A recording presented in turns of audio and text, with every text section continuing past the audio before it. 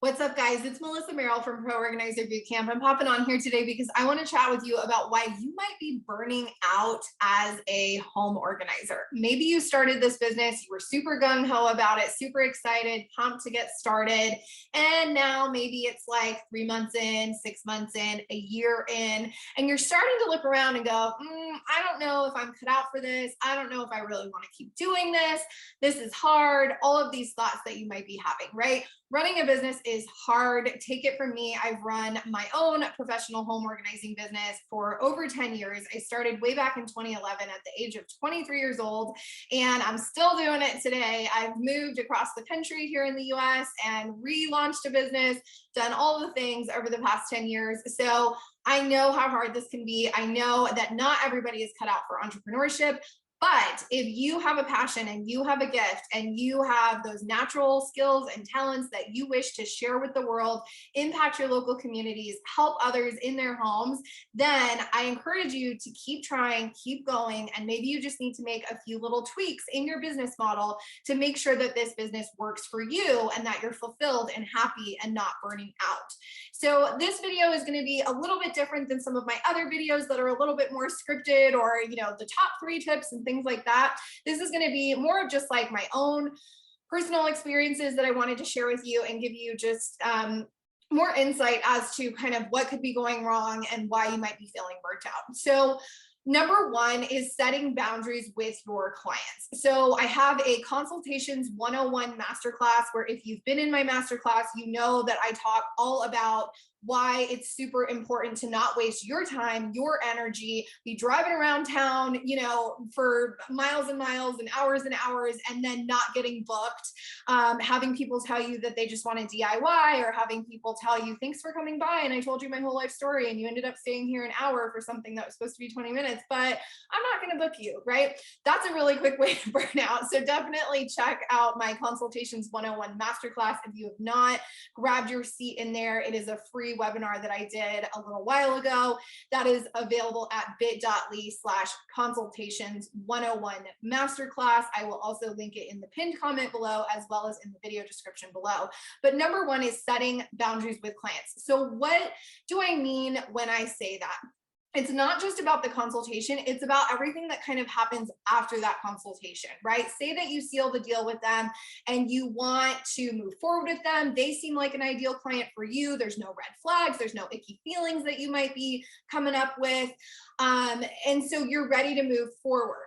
Not getting a deposit up front is one thing that's huge, right? Because that helps them put skin in the game, realize that you're a real business owner, realize that you have a calendar that you're managing, you have other clients coming into your pipeline. Even if you're just getting started and you really don't have other clients coming into your pipeline, they need to respect you as the business owner, respect your time, respect your calendar, and respect those boundaries that you set with them. So a boundary in and of itself could be getting a deposit up front, whether that's $50, whether that's half of your package price, whatever your pricing package looks like. It needs to make sure that you are getting paid for your time and paid to secure that appointment on the calendar, because otherwise people get really wishy-washy. They can back out of things, they can ghost you, they can not show up, they can reschedule last minute. And that brings me to my next thing on setting boundaries, is letting them reschedule for whenever. So having clients text you the day before, the night before, a couple days before, and just say, I'm looking around and I'm going to try to get some stuff done before you come, or I'm going to hire my cleaning lady or my housekeeper to come to clean up before you come, or I'm going to have my husband go through that stuff in the garage before you come, right? There's always like an excuse. There's always something that can come up that might want to make them delay the session. And so having a very strict cancellation and rescheduling process is also another policy that you can put into place to set those boundaries with those clients. So number 1 is getting a deposit. Number 2 is having a rescheduling or cancellation policy. Again, you can refer back to my Consultations 101 masterclass if you want more information on how to kind of like set up those things and dive into those things further. You can also check out my course, proorganizerbootcamp.com/course, if you're just getting started and you're like, what's a deposit? Why do I need one? How do I ask for the payment? Where do I collect the payment? What should I be using? What system should I use for all of that? You can check out my course, How to Start a Professional Organizing Business in 30 Days. I'll put the video up here in the cards up above for you if you want to pop over to that video and check out what the course is all about. So those are the first two things as far as setting boundaries, getting a deposit and then not letting them reschedule or cancel whenever. Always have, that 24-hour cancellation policy or whatever you decide for yourself and your business. Maybe it's 48 hours or 72 hours. Next thing as far as setting boundaries is going to be working over your allotted time. So I know that all of the women in my Pro-Organizer Bootcamp community have what I call a servant heart, right? They want to impact their community. They want to help. We're helpers at heart. We're perfectionists. We're overachievers. We're type A. We're maybe a little bit OCD. We are probably the kids that got straight A's or the kids that wanted to be the teacher's pet, right? We want to please, and we tend to sometimes be too much people pleasers, right? Even if we, call ourselves boss ladies or boss babes or whatever. You guys probably know how I feel about all of those terms. I think it's kind of BS, but we want to, say that we're so powerful and we're a CEO and we have the CEO boss energy. But then when it comes down to it and you're sitting in a pile of crap in somebody's house and you know that your 3 hours is almost up or your 4 hours or your 5 hours or whatever your package session timing looks like is almost up, and that person just keeps chit-chatting with you, keeps pulling more stuff out of more closets, keeps asking you to, step into other areas of the home that like you're not supposed to be focusing on it during that session. Again, having those boundaries where you're not going to work over your allotted time. So again, if your package session is 3 hours or 4 hours or 5 or 6 hours, for me, it was always a 4-hour session. That was my sweet spot.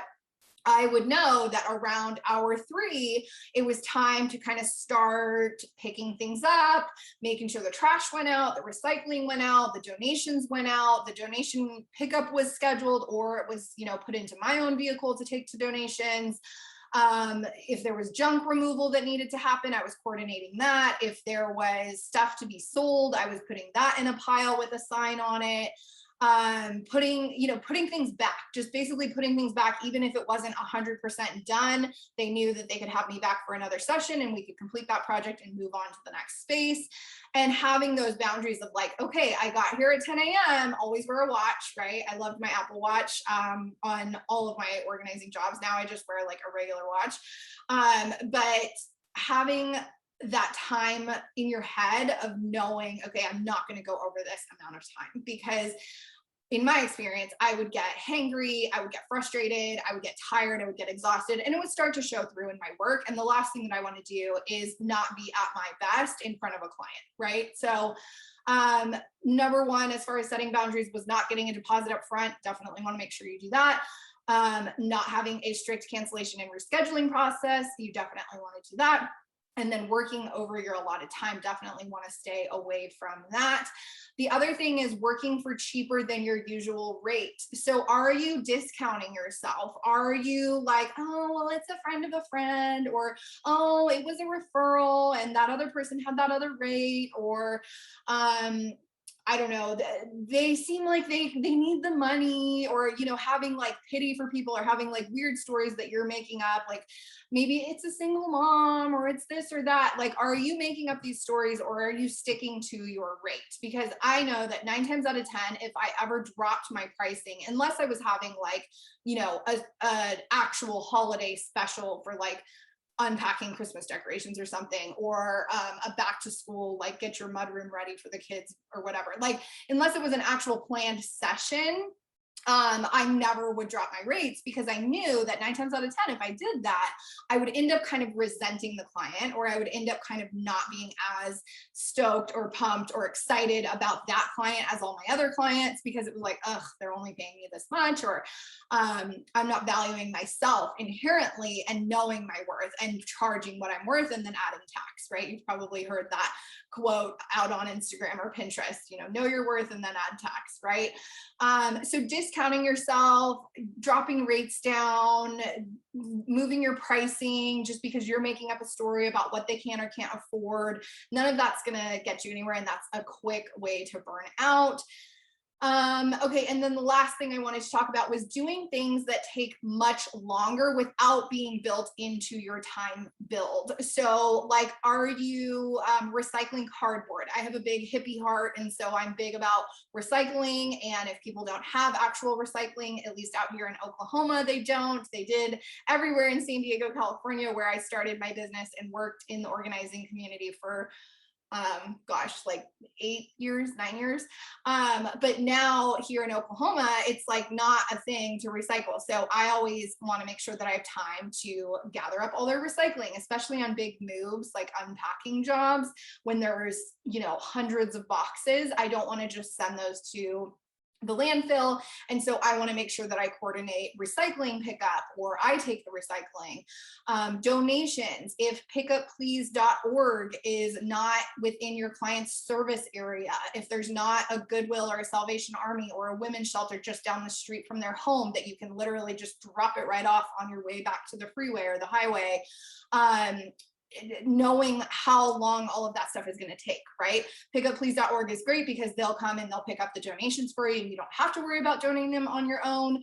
But if you are in charge of actually donating the items, which I do recommend you are in some shape or form, whether that's scheduling the pickup, working with the local women's shelter, whatever it is, because if you leave the donations there, they're probably going to start to sift through them, and then that stuff is going to end up back in the house and kind of erase the work that you just did. So leave a comment below if you've experienced that, if you've ever not taken the donations away right in that instant and gone with that momentum of them decluttering, and then come back and you start to see these little skeletons like, didn't we get rid of that, right? So leave a comment below if you've had that experience. I'm curious to hear from you all here in the community. But yeah, so the last thing here is basically just doing things that take much longer without being built into your time. So knowing, am I going to have to run donations? Am I going to have to run cardboard recycling? Am I going to have to go do like returns for clients? That's another thing that I'll offer as like an add-on service, is especially my shopaholic clients that buy way too much stuff on Amazon or buy way too much stuff from Nordstrom or whatever. I'll do like store returns for them, because return has probably been sitting there for 6 months, 3 months, however long. And the fact is, they're not ever going to go and take the time to return it. And it's probably collecting dust in a closet somewhere, or in a garage, or in their car, or whatever. So if it's an item that's able to be returned and still get them their money back, I will opt to add that on as an additional service. But of course, always billing time for that, instead of just saying, oh, it's part of my 4-hour session, even though cardboard and donations and returns is going to take at least another hour, right? And then I'm not getting compensated for that. So make sure that you're not burning out. Make sure you're getting that deposit. You have a strict cancellation and rescheduling policy. You're not working over your allotted time. You're managing your time efficiently and effectively within the session, setting those boundaries, not letting them kind of run all over you, run you ragged. You're not working for cheaper than your usual rate, and you're not doing things that take much longer without being built into your time bucket. So avoid these things, avoid the burnout. I want to see you succeed. Leave a comment below. Let me know what your key takeaway was from this video, and I hope to see you in my Pro Organizer Bootcamp community. Again, make sure that you check out that Consultations 101 Masterclass at bit.ly/Consultations 101 Masterclass.